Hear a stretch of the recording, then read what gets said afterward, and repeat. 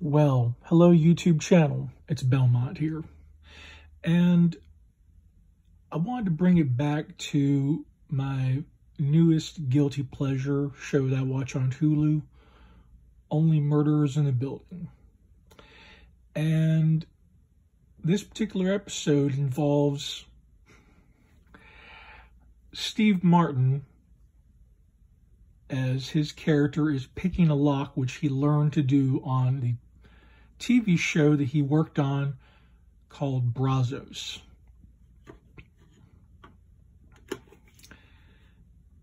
And let's go ahead and play that. 28 years. But not always by yourself. You've been alone for 28 years. Alone isn't so bad. I like alone. See that smaller pick.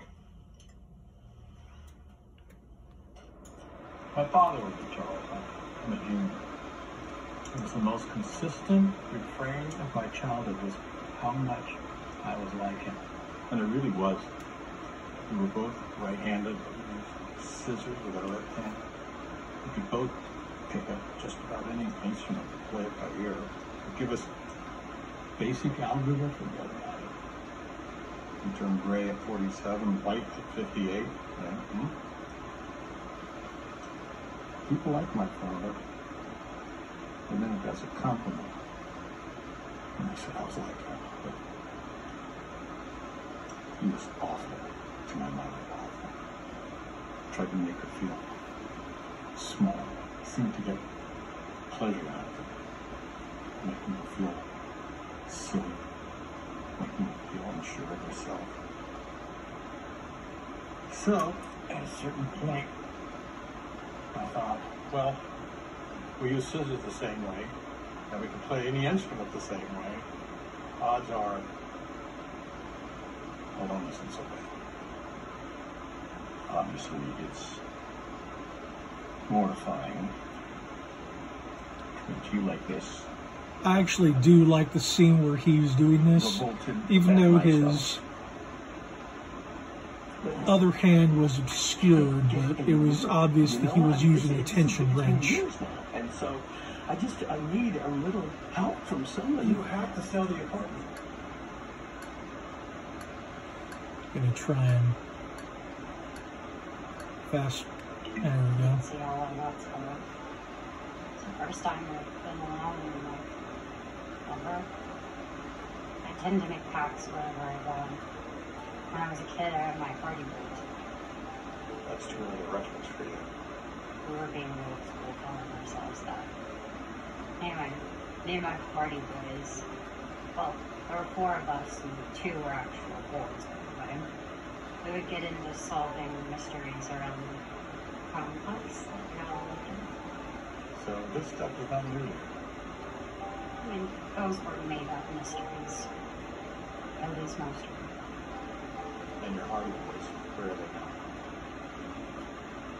Maybe they're right. Maybe going at it alone is better. Can you laugh at that? I've been in for a while. Yes. Good job, Brazos. I love how casual he was about that. He's just... he's gotten the lock picked. He's now just going for banter. So that's great. That's also how a lot of us people who pick locks are. While we focus on something, we're also talking. We're not just trying to go like absolute mental on the lock saying, I will get you open. And speaking of opens, I observed recently that Mouthpiece McNally, original, Covert Instruments, and Lockpicking Lawyer all working together as one, and yet Harry has decided to actually start price matching, you guessed it, Mayhem Keys, the TSA 007 and 002 TSA padlock keys. he's now price matching at $9. And yet, he actually made a copy of the SFIC Green A security key for construction sites and parroted the same information that I posted on in a video as this being a gift from Mayhem Keys, which again, my many thanks to Mayhem Keys for their gifts to me in the past. And I've been in contact with Mayhem Keys' current allfather, so to speak, Junior. And he made this key. He cut this on a machine.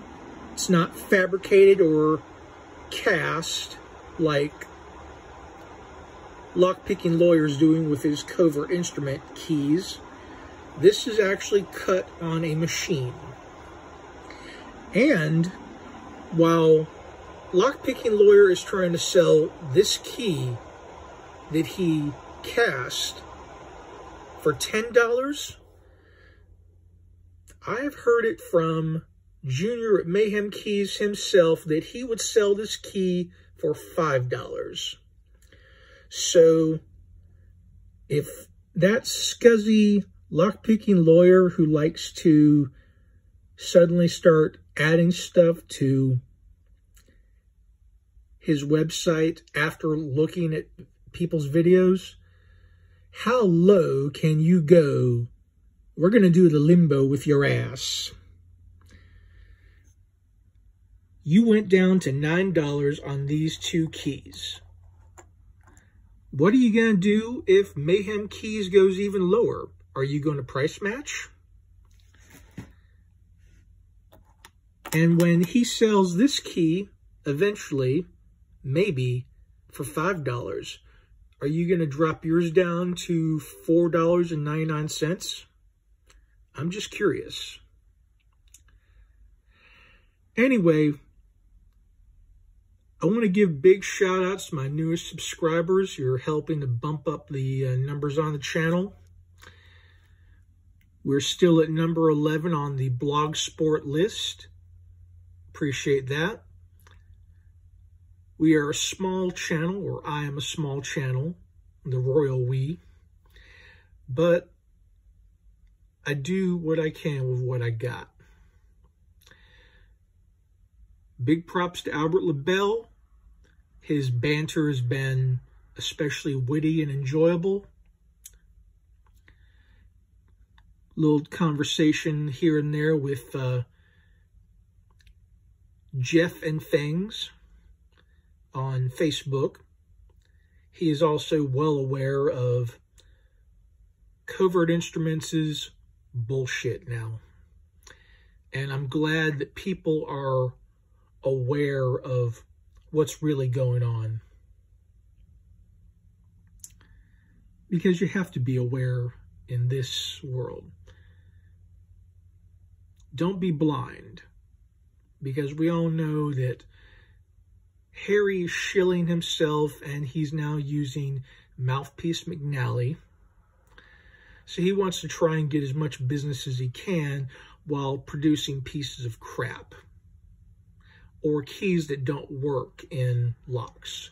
Much like the GEK key that he originally put on his Covert Instruments website that doesn't fit any lock in particular. And I know this to be fact also because Mayhem Keys bought a key for $6 of it.